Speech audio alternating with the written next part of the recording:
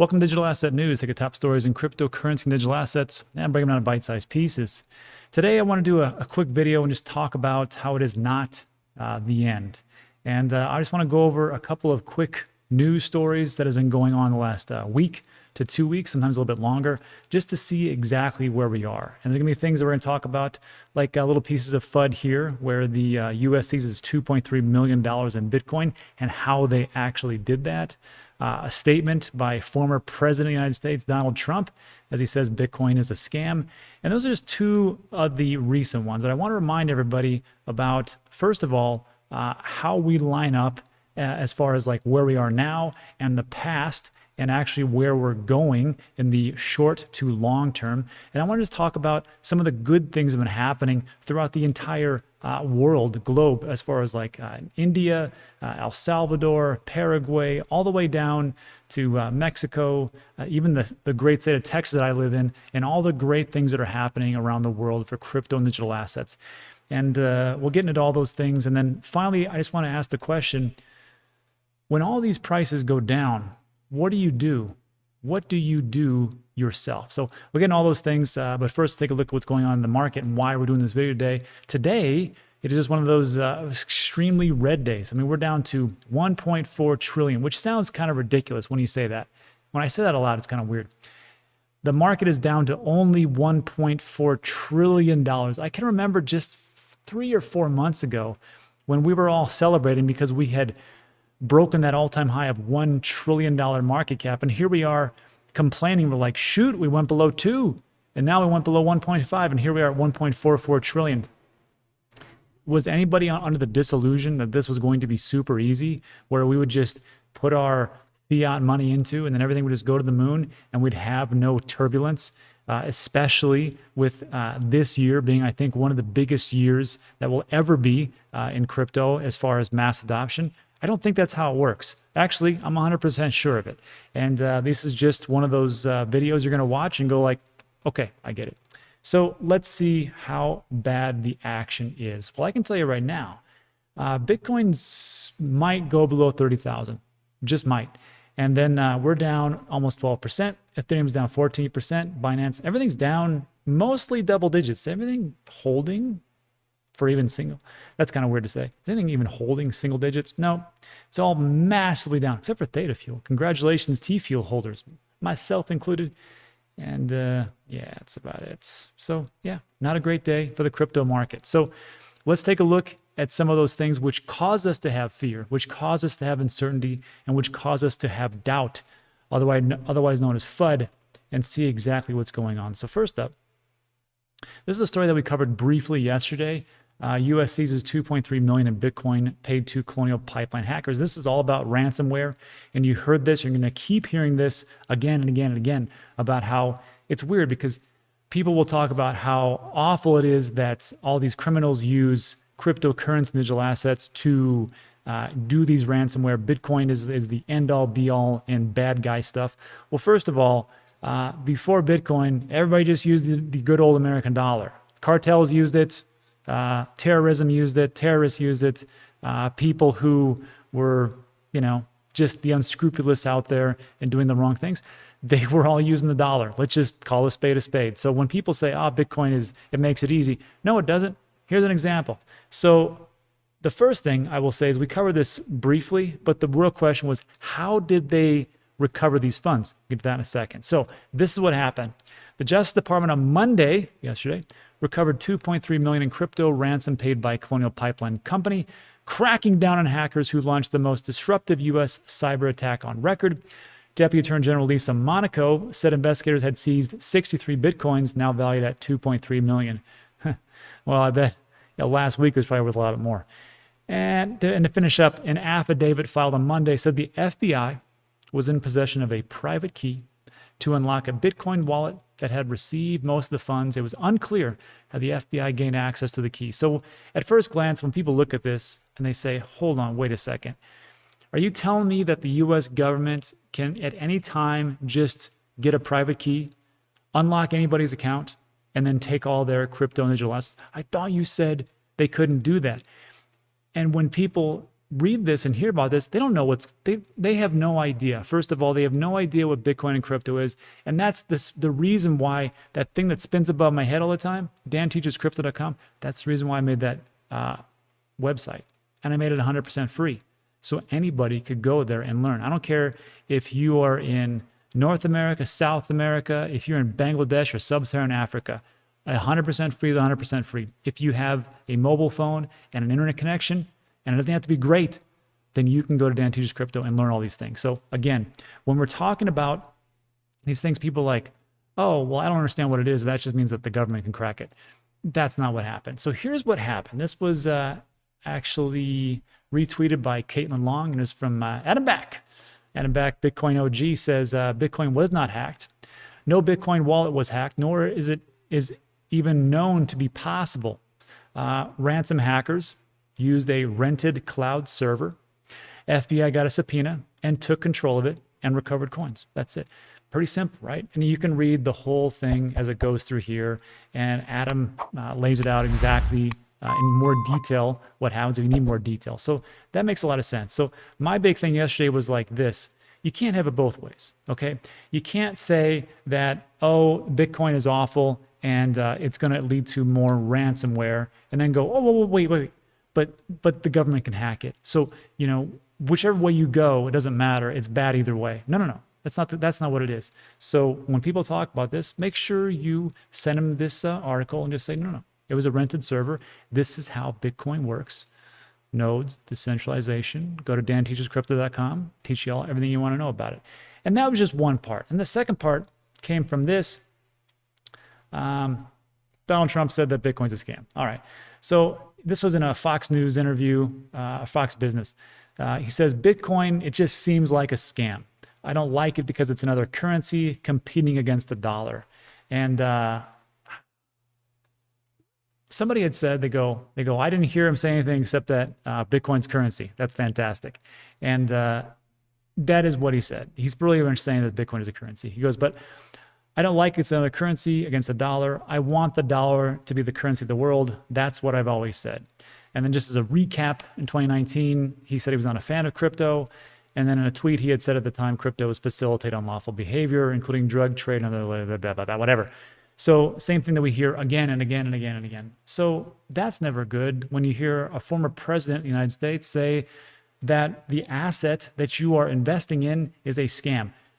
I don't care how you want to slice it, not a good thing. And that could lead to this dip, these two stories.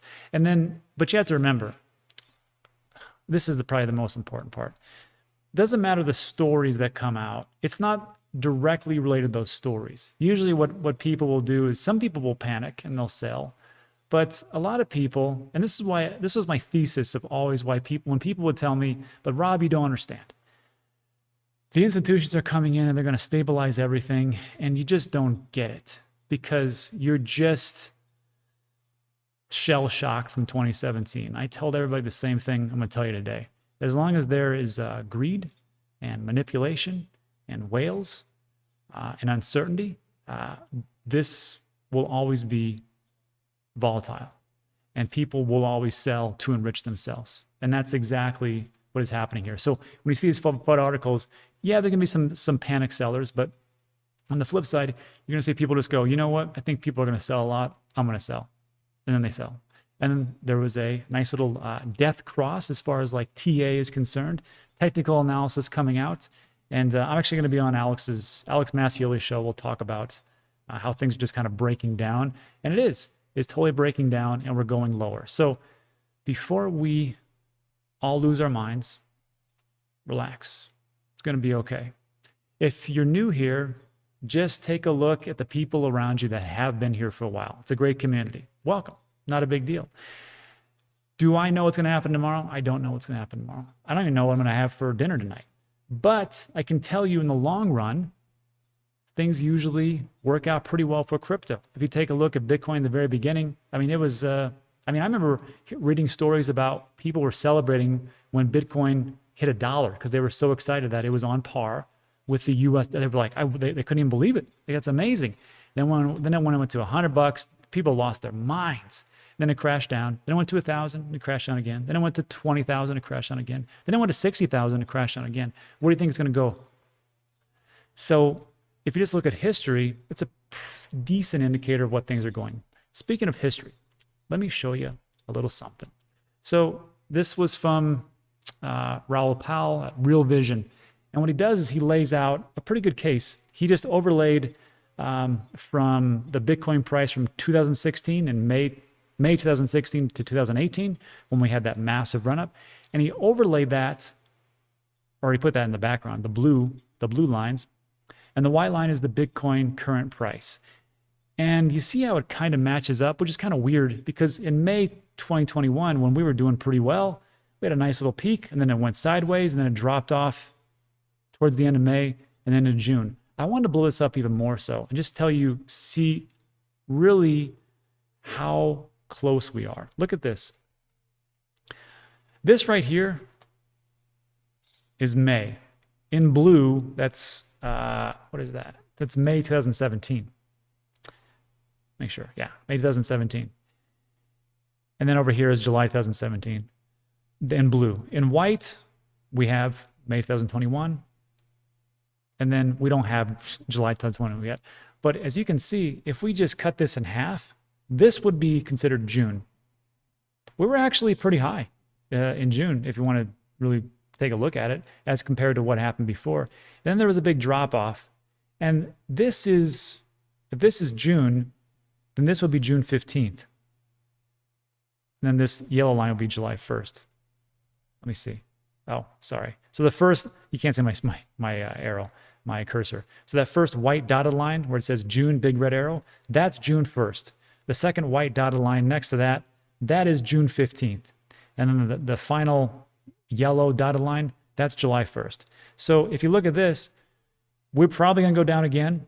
I mean, even if we take a look at the moving averages, which we're going to take a look at with the guys at Market Rebellion, we're probably going to move down even some more. That's not FUD. That's just what the history shows us.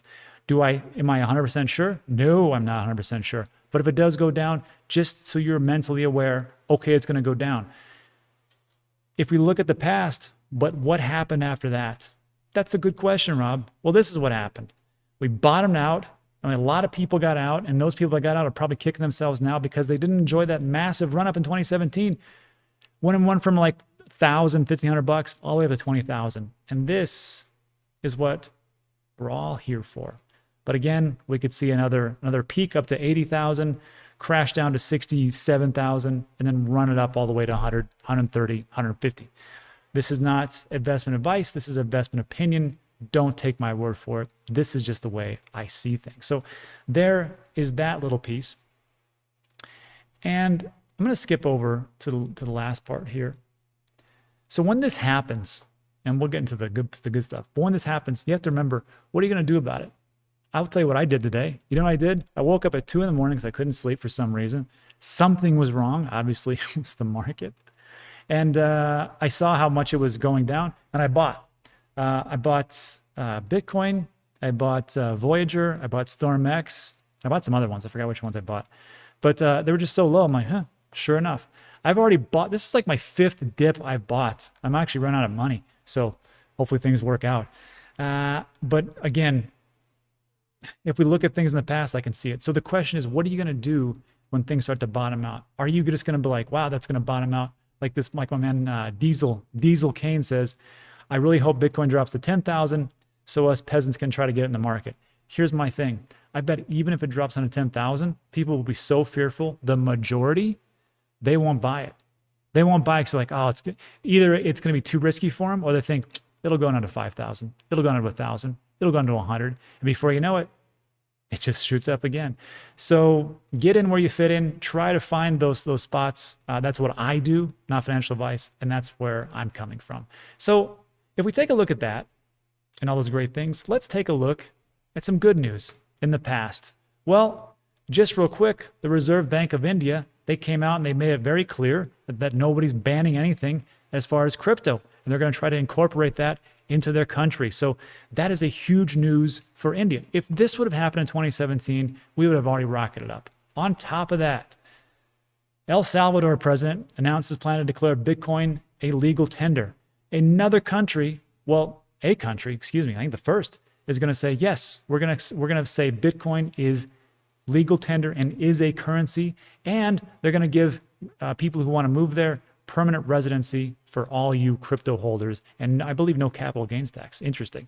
So another great big news. On top of that, this just came out. Paraguay congressman calls for Bitcoin adoption. They're going to be working within the parliament or whatever they have over there to actually move Bitcoin, to actually adopt it in their country. On top of that, we've also seen that there's a politician from Mexico with laser eyes. I think we all know what that means. And then finally, from the great state of Texas, we've got Greg Abbott coming out, this is a couple days ago, and said, hey, look, I just signed into law a new bill where we're going to have a master plan for blockchain for Texas. If we would have had all this in 2017, we would have lost our minds. And that's why, even though that today is an off day, when in doubt, zoom out. I know it's tough to do those things, but you have to take a look at the entire picture of what's going on. I personally believe that there's a lot of manipulation going on to drive everything down. I, for one, am not selling. And that's it. So thanks so much for watching all the way to the end. I really appreciate it. If you like this video, give it a thumbs up. That helps the channel tremendously. Also consider subscribing, as everything we talk about is time sensitive. That's it for today. I appreciate it. See you on the next one.